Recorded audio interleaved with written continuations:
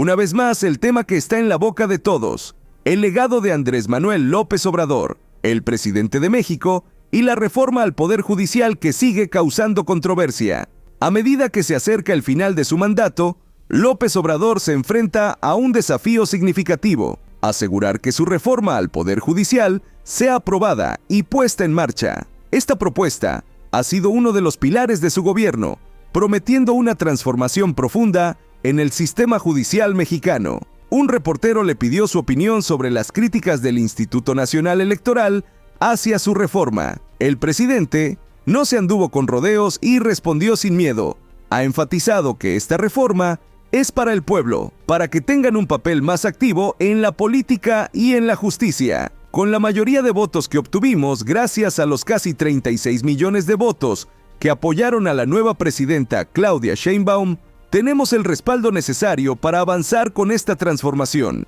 Mexicanos, la cuarta transformación debe continuar, y este cambio en el Poder Judicial es crucial para garantizar una democracia más transparente y menos corrupta. Todo esto es por y para el pueblo, para un México mejor. Obviamente la resolución de ayer por la noche del Tribunal Electoral del Poder Judicial de la Federación, que revalida lo que el INE efectuó el viernes pasado con el tema de la sobrerepresentación, que se le ha llamado de inicio su opinión, y también su opinión sobre lo que pasó ayer en el caso de la plenaria del Senado de la República. Me gustaría que nos hiciera comentario respecto a dos temas. Uno, dos senadores de lo que es PRD se pasan a Morena, y en el caso también de lo que va a pasar el día de hoy en el caso de lo que es el Senado de la República, Adán Augusto López va a recibir por parte de la parte de decanos, ni más ni menos que la toma de protesta por Mario Fabio, y en el caso de Cámara de Diputados, perdón por extenderme mucho en este tema,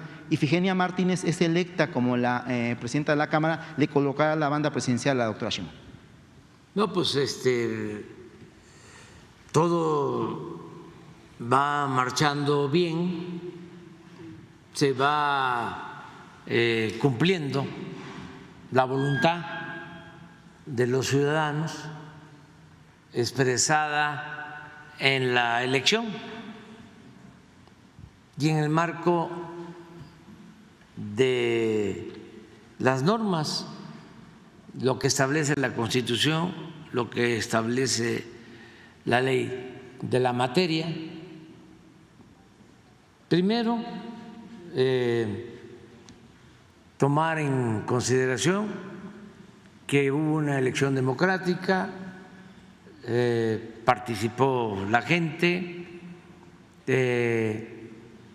no hubo ningún problema, cuestiones mínimas.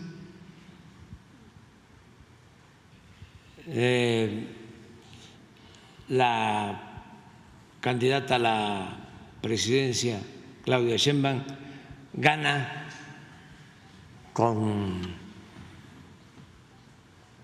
más de 30% de diferencia.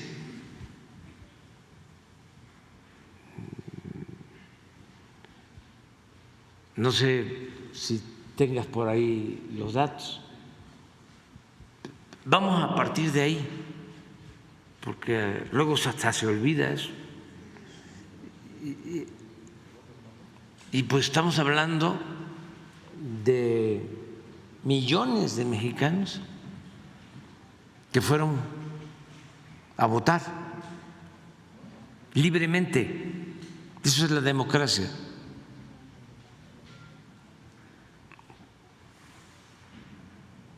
Y decidieron a favor de la candidata Claudia Sheinbaum.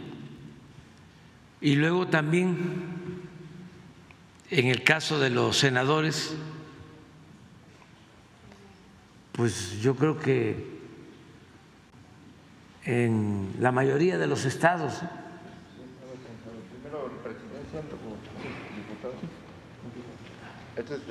para que no se le dé tan rápido, ¿no?, la vuelta a la hoja,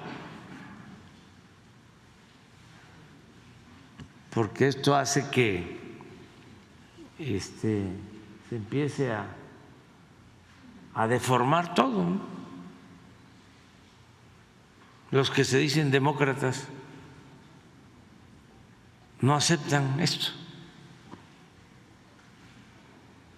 Llegaron a decir que era brujería.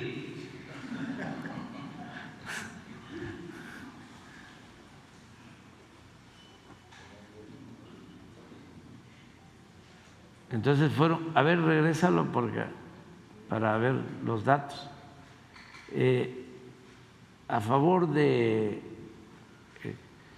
la doctora Claudia Sheinbaum, 35.924.000 votos, casi 36 millones de votos, 36 millones de ciudadanos. Y a favor de la candidata Xóchitl Gálvez, 16.500.000. Por eso la diferencia, ¿cuánto es? Pues casi 20 millones. La diferencia. Y el candidato de es Movimiento Ciudadano, ¿no? 6.204.000 y nulos 1.400.000. Pero esto es lo que expresó del pueblo. Esto fue la decisión del pueblo. Adelante. Luego estos son los diputados federales de mayoría de 300 distritos. Pues el Movimiento de Transformación obtiene 256 y 44 el bloque conservador. Pero eso es la decisión de la gente. ¿Qué más tienes en datos? Senado.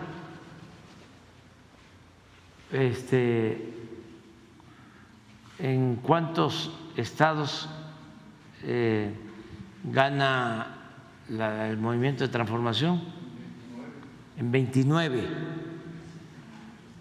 En 2 el PAN. No, pues en 30, porque el otro es verde, el Partido Verde, que es San Luis. Entonces son 30. Sí. 30 de los 32. Estamos hablando de mayoría. 30 de 32 y 2 de los 32 de el PAN. Entonces, esto se pasa desapercibido. Ya ayer el debate era otro, ¿no? O sea, que no se toma en cuenta eso. Pero en la democracia es el pueblo el que decide. Y fueron ciudadanos a votar de manera libre, secreta, decidieron votar. Esto no se veía en siglos en el país. Me van a decir que no es cierto.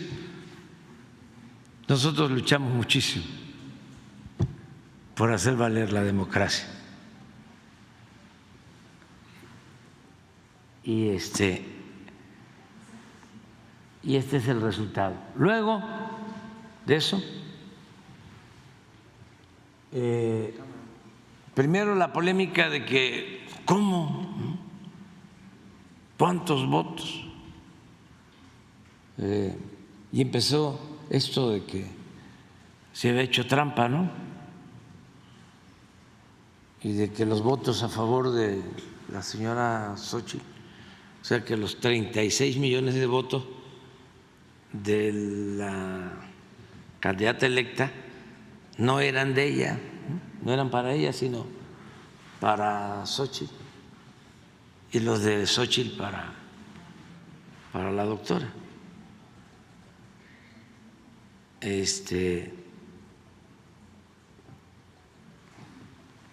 Y bueno, luego después de que los intelectuales orgánicos, ¿no? Aguilar Camín hablando de manipulación y se compró a los ciudadanos, faltándoles el respeto a los mexicanos.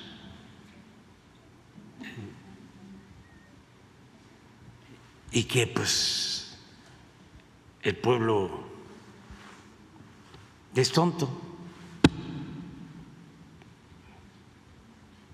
Y eso lo han dicho Said y Aguilar Camín y todos, porque ellos son sabiondos, ¿no? Son expertos, son superiores, y se les olvida que la democracia pues es el gobierno del pueblo y para el pueblo. Aprovechando, presidente, ¿le merece algún comentario lo que dijo la magistrada Mónica Soto, perdón, de que fue sujeto de amenazas? Así lo dijo en su discurso. La magistrada Mónica Soto, la presidenta del… Sí, que dijo que fue, pese a las amenazas, incluso por ahí está su discurso en redes sociales, pues pudieron dar este resultado. Sí. ¿Le merece algún comentario lo que dijo la magistrada presidenta? Pues no lo dudo, y merecen una felicitación los consejeros, los magistrados, porque han estado sometidos a fuertes presiones. Imagínense los oligarcas corruptos acostumbrados a imponerse siempre con trampas, con dinero, con la manipulación de los medios, hasta con el apoyo de gobiernos extranjeros, y que resistan como resiste el pueblo de México, pues sí merecen un reconocimiento. Entonces, esto es lo que pasó con la elección. Luego viene la interpretación sobre lo que establece la Constitución para distribuir a los diputados plurinominales. Entonces, la Constitución establece de que deben, de acuerdo a una fórmula, entregarse un número determinado de plurinominales, siempre y cuando no se rebase un límite, que es la llamada sobrerepresentación, que no haya sobrerepresentación. Y es muy claro, y lo establece la ley, pero no solo está en la Constitución y está en la ley, que no amerita interpretación de nada, sino es claro cómo hacerlo. No solo es eso, sino que así se ha hecho en los últimos 15 años.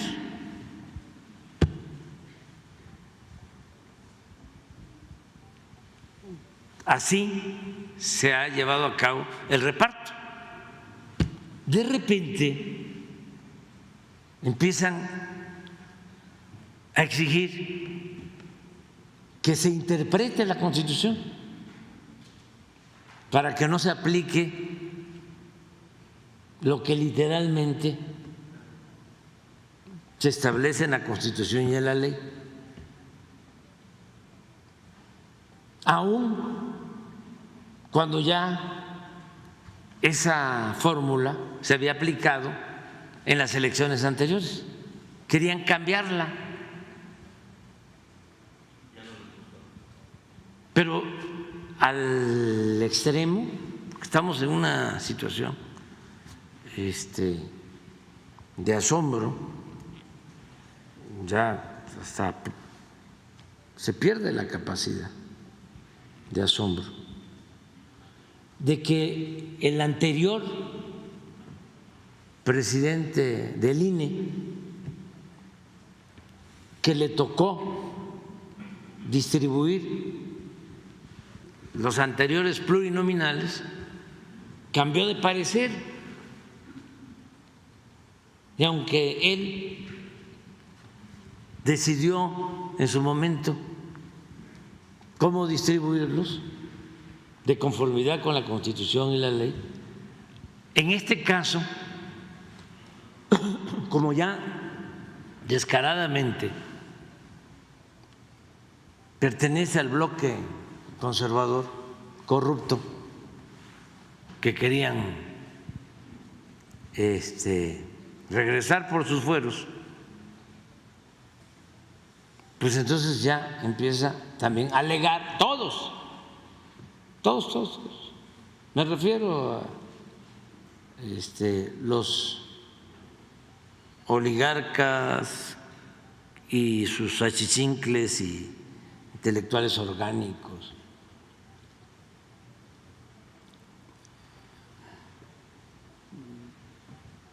Todos ellos privilegiados. Ayer veíamos el caso de un exministro que ahora está en contra de la reforma al Poder Judicial. Aquí quiero hacer un paréntesis, porque hay manifestaciones de jóvenes de la UNAM, Escuela de Derecho de la UNAM. Y quiero decirles, quiero referirme a ellos, los que han estudiado leyes, porque tienen ellos maestros que seguramente les están diciendo de que es injusto, ilegal llevar a cabo una reforma al Poder Judicial o antidemocrático. Los están engañando. Pero quiero que sepan que ahí en la Escuela de Derecho y en el Instituto de Investigaciones Jurídicas, ahí han estado personajes como el de ayer, el personaje que comenté el día de ayer fue procurador. Bueno, antes había estado ahí en el Instituto de Investigaciones Jurídicas. Y fue procurador de Salinas cuando asesinaron al candidato del PRI a la presidencia, Luis Donaldo Colosio. Y fue de los primeros en salir a declarar de que se trataba de un asesino solitario, cuando la Fiscalía tiene la información, incluso está solicitando orden de aprehensión que el Poder Judicial no otorga, no quieren los jueces, porque hay un segundo tirador. Bueno, ese procurador, este lamentable asesinato, fue en marzo del 94,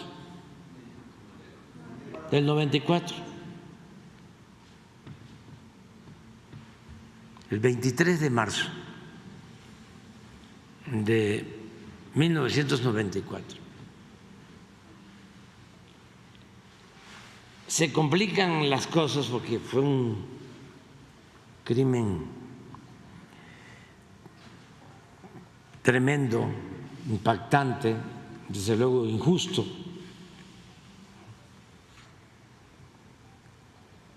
Y sale el procurador en mayo de 1994 y lo nombran así democráticamente, ¿no? Ministro de la Suprema Corte en mayo. Viene la elección presidencial,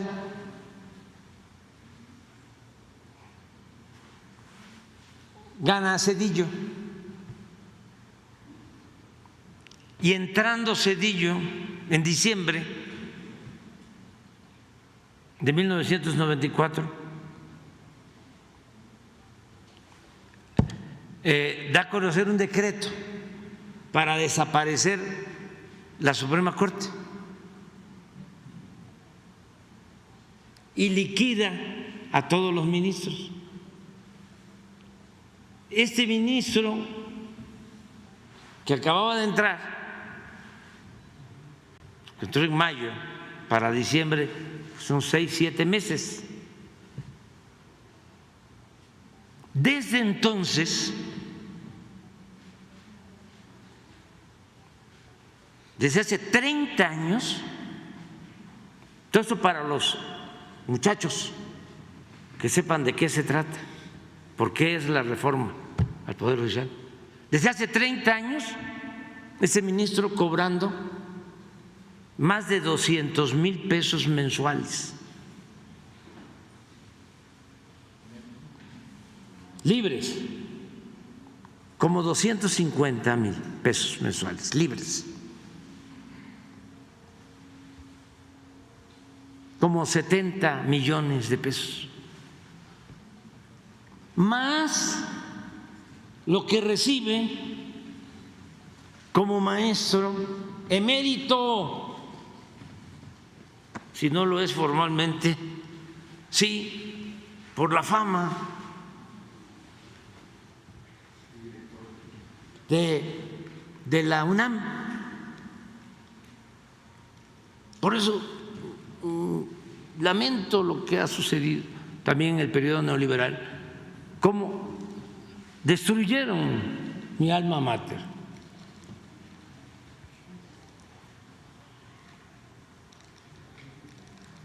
Entonces, nada más para que los jóvenes tengan toda esta información, ¿qué es lo que significa la reforma?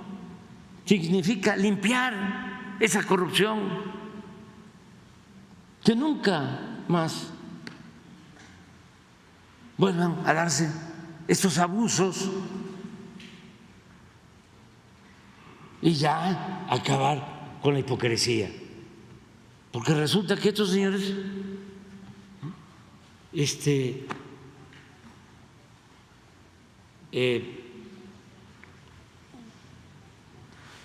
se presentan como blancas palomas.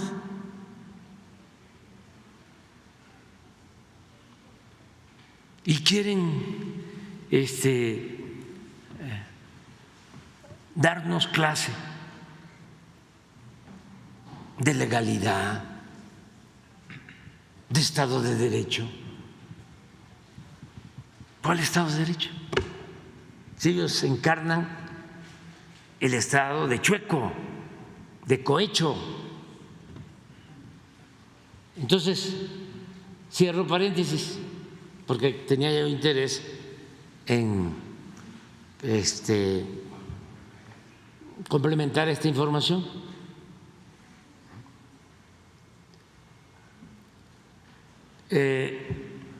Ya el Consejo del INE resuelve, como tenía que ser, con creo que 7 votos a favor y 4 en contra. el Consejo. Y luego ayer ya resuelve el tribunal con 4 a favor y 1 en contra. ¿Y qué significa esto? Bueno, pues que ya de conformidad con la Constitución, primero, por voluntad del pueblo, y luego de conformidad con lo que establece la Constitución, las leyes, pues hay una distribución de los que van a ser diputados plurinominales, y esto lleva, que es lo que los tiene también muy enojados y nerviosos, lleva a que el Movimiento de Transformación va a contar con mayoría calificada en la Cámara de Diputados para poder llevar a cabo reformas a la Constitución, que es lo que ellos no quieren. Porque cuando ellos tenían mayoría calificada en el periodo neoliberal,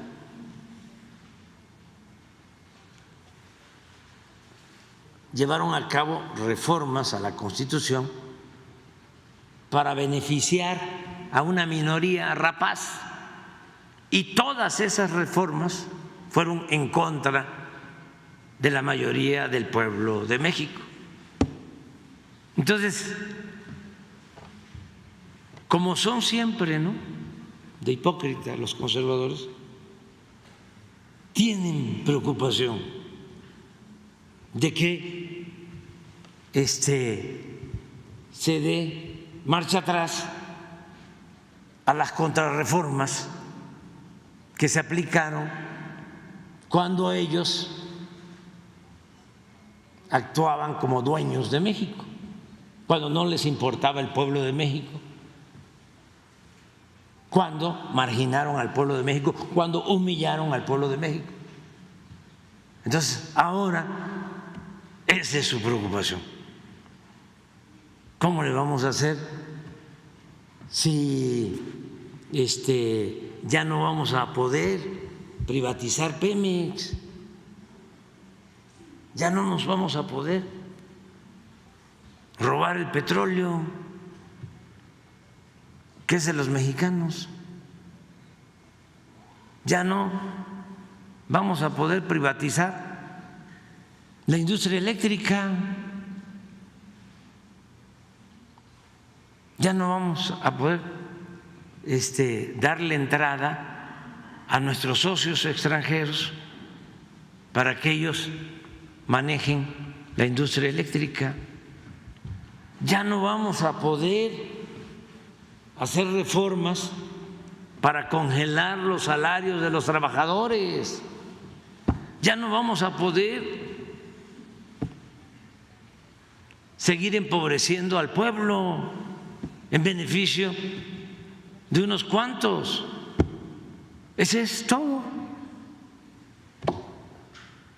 Entonces, no nos podemos quejar. Nos tocó vivir un momento histórico, excepcional, y que se serenen porque ya se ha demostrado que nosotros no somos extremistas. Nosotros lo que queremos es que en México haya una auténtica democracia. Nosotros lo que queremos es que se atienda a todos, se escuche a todos, pero que se le dé preferencia a los pobres. Nosotros lo que queremos es que haya tribunales, como decía Morelos, que protejan al débil de los abusos que comete el fuerte. No queremos un poder judicial que esté al servicio nada más de unos cuantos, de una minoría de potentados y que se ignore al pueblo. Y desde luego, todo en libertad, hasta como lo han hecho para insultar al presidente, lo que antes no hacían. ¿Cuándo?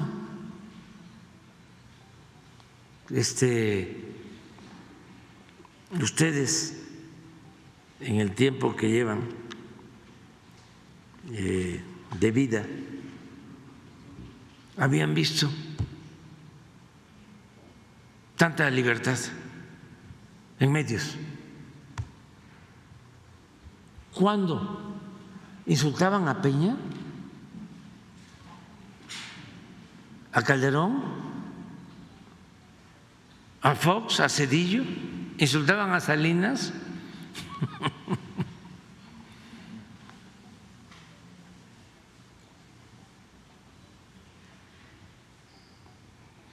¿Insultaban a de la Madrid, a López Portillo? ¿Insultaban a Echeverría en los medios?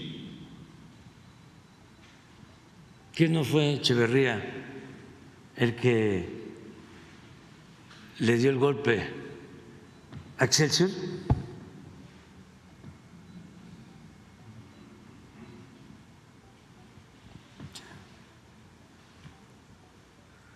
Y muchas otras cosas. Entonces,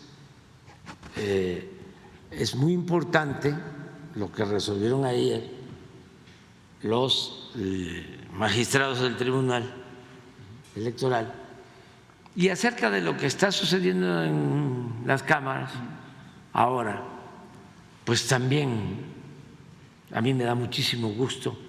Imagínense, la maestra Efigenia, que es la que va a colocarle la banda a la primera mujer presidenta de México, y que podamos vivir para contarlo. La maestra Efigenia, directora de la Facultad de Economía, de los mejores tiempos de la UNAM, no los tiempos de ahora, de la Facultad de Economía, con todo respeto y con honrosas excepciones, de la UNAM de aquel entonces, de Barrosierra. Esa maestra, de las primeras en hacer estudios sobre la desigualdad económica y social en México, iniciadora, precursora, con el finado Porfirio Muñoz Ledo y con el ingeniero Cuauhtémoc Cárdenas, del movimiento democrático del 88. Pues es historia. Estoy muy contento. Y yo invito a todos los que quieran celebrar el que ya es el último informe de gobierno, los invito el domingo a las 10 de la mañana, como van a hacer, van a haber sillas, porque es un informe y queremos darle pues toda la formalidad. Y estamos dejando el acto grande pues para el grito, que también están invitados ya el día 15 de septiembre. Este grito va a tener un significado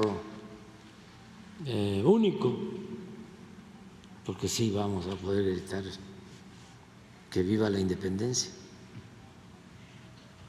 Ya para finalizar, presidente, Entonces, quería preguntar… el día domingo primero desde las 10 de la mañana vamos a estar aquí en el Zócalo, están invitados, nada más que hay que llegar a las… Están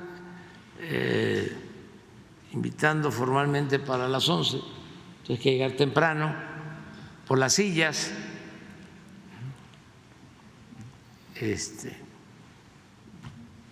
porque van a ser solo 25,000 sillas, entonces hay que llegar temprano para estar, y me va a dar mucho gusto ahí que escuchen el informe. Traigan además un sombrero, una gorra, una sombrilla, ¿no? Es porque a lo mejor va a haber un poquito de sol, poco, creo que antes de las 12 terminamos, como a más tardar a las 12. Pues yo había dicho que a las 10 por lo del sol, pero ya mandaron las invitaciones para las 11. Entonces vamos a empezar a las 11 en punto. ¿Sí? Nada más que sí, si pueden llegar antes, mejor. Mucho mejor. ¿Qué otra cosa? Sí, nada más, presidente. Bueno, quería preguntar el tema de Guanajuato, pero hablando del tema electoral, ayer platicábamos con Ricardo Monreal, que ya va a estar en la Jucopo de Cámara de Diputados.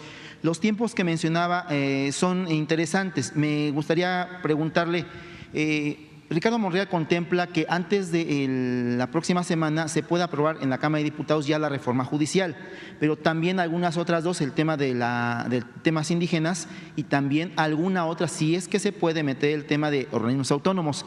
Es consultarle, ¿usted contempla firmar la reforma al Poder Judicial y promulgarla el 30 de septiembre a más tardar como un cierre de su administración? ¿Qué es lo que contempla, presidente? Y muchísimas gracias. Bueno, decidieron en el Congreso, compañeras, compañeros nuestros, que vayan saliendo todas estas iniciativas o se vayan discutiendo. Son 20 iniciativas de reforma a la Constitución. Están todas las vinculadas a lo social. Por ejemplo, ya se modifica lo que ya estaba en la Constitución de la pensión a adultos mayores, pero estaba de 67 años en adelante y ya se establece 65, ya queda en la Constitución. Está el derecho a la salud, el derecho a las becas para estudiantes. Se mantiene ya como derecho el programa de jóvenes Construyendo el Futuro.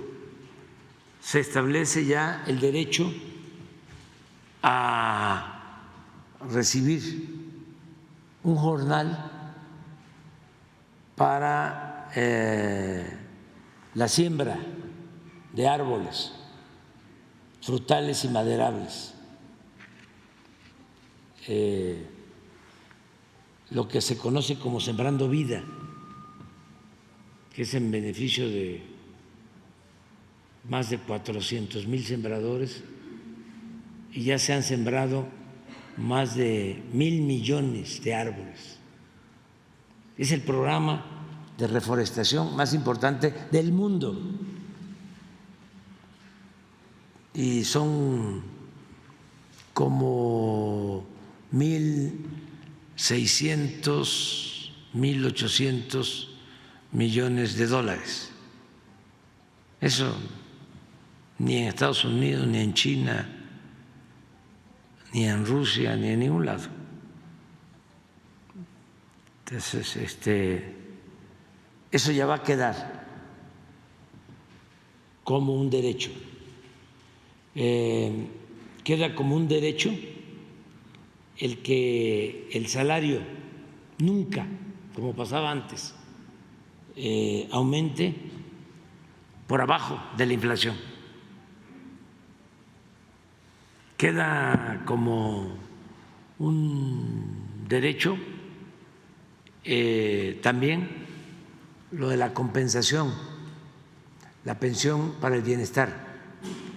Es decir, todo esto quiso, ahí volvemos a los casos estos de abusos, ¿no? Entonces no había protestas, no decían nada los más famosos conductores de radio y de televisión cuando Zedillo reformó la ley, la Constitución, para que los trabajadores se pensionaran con el 30% de su salario, el 30%. Entonces ahora enviamos una iniciativa para que el trabajador se pueda jubilar con el 100% de su salario. Lo mismo los trabajadores al servicio del Estado, que esa fue una reforma o una contrarreforma que hizo Calderón.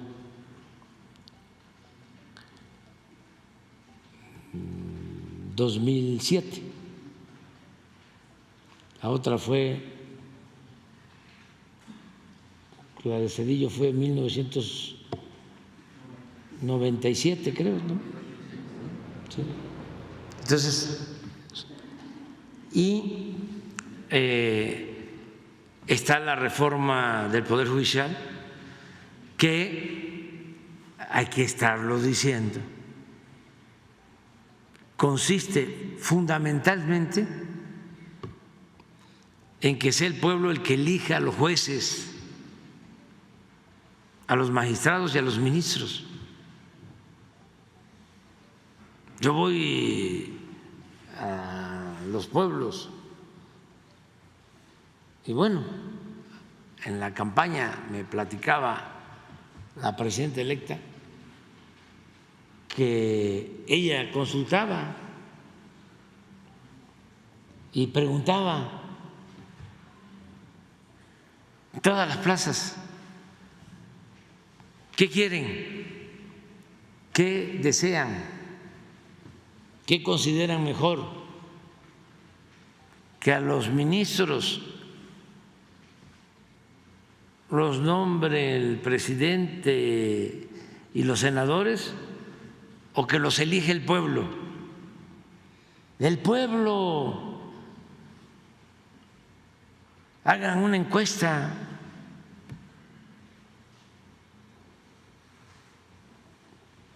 Pero además es para que los jueces y los magistrados y los ministros sepan que se deben a la voluntad del pueblo, que no le deben el favor a ningún partido, a ningún político, al presidente, a los senadores, porque se van a poder inscribir muchos, nada más que tengan el título de abogados. Mujeres, hombres con el título de abogado se van a inscribir, se solicitan unos requisitos, como se van a inscribir muchos, pues va a haber una comisión, va a ser una selección, esa comisión, de todas maneras, en un sistema que se va a aplicar de insaculación. Si son 100 los que cumplen con los requisitos para ser juez, un juez o jueza, se inscriben 100, pero pues nada más van a aparecer en la boleta 10, pues los 10 que salgan insaculados. Es la suerte. Y esos 10 van a la boleta. Y ahí en la boleta el ciudadano va a decir: de estos 10, porque además ya sé quiénes son, porque va a haber exposiciones y se van a presentar. Así, pues yo quiero esta licenciada o este licenciado para juez. ¿Qué mejor que eso?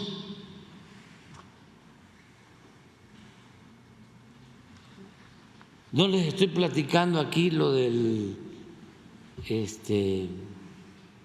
ministro jubilado.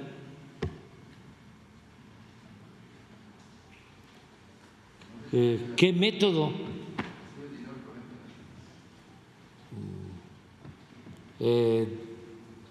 Democrático, nada.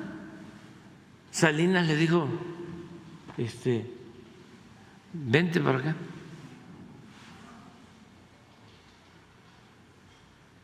Y luego Zedillo dice, desaparece, pero te vas a ir bien, atendido, te vas a rayar.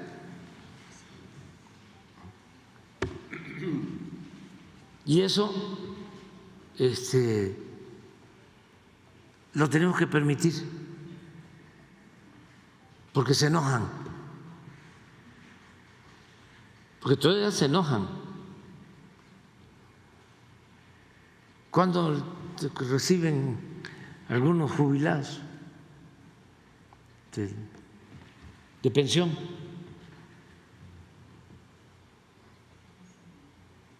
$6,000, $8,000 pesos mensuales, 10,000. Ahora la media va a ser 17,000, pero aún con 17,000, con toda la reforma, para 220,000 o 250,000. Bueno, no, claro, en la UNAM y hay otro un grupo que es como un grupo de notables, ¿no?, de la intelectualidad, de la ciencia. Colegio Nacional, ¿sí? Ahí también reciben todos, y desde luego hay gente pues muy destacada, ¿no?, que merece tener una recompensa y merece una pensión, pero estos cobran en distintas partes y mucho. Le suman, se llevan 500,000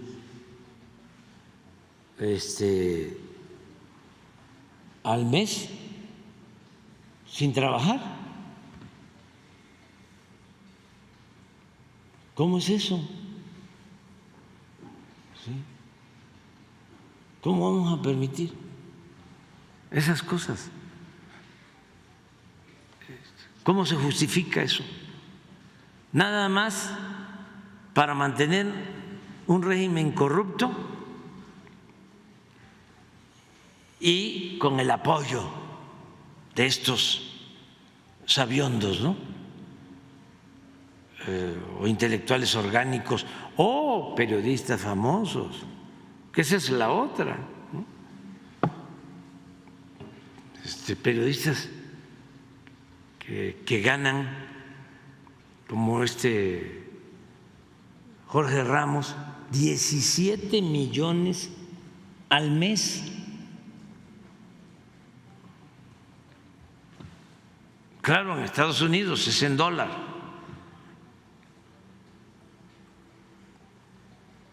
El hijo de Krause, como periodista, 5 millones al mes.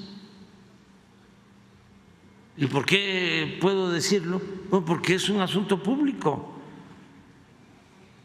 sea, periodismo, la política son actividades de interés público. Ciro debe estar ganando 2 millones al mes. López Dóriga también, 3, 5 millones al mes. Loret de Mola, 2, 3, hasta 5 millones al mes. Pues por eso tiene en Valle de Bravo pues una mansión con lago artificial y departamentos en el extranjero. Y a ver, yo pregunto, independientemente de la cuestión moral,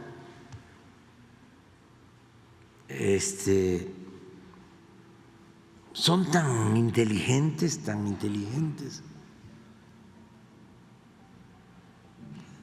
¿sí? Son eminencias como para ganar esas cantidades, o les pagan porque son instrumentos para defender a potentados y a sus empresas, porque pues aquí lo que gana uno de ellos, incluyéndome y todos los que estamos aquí, y ustedes no los ganamos en un mes, todos los que estamos aquí. Pues ya imagínense si hacemos la comparación con los que ganan salario mínimo.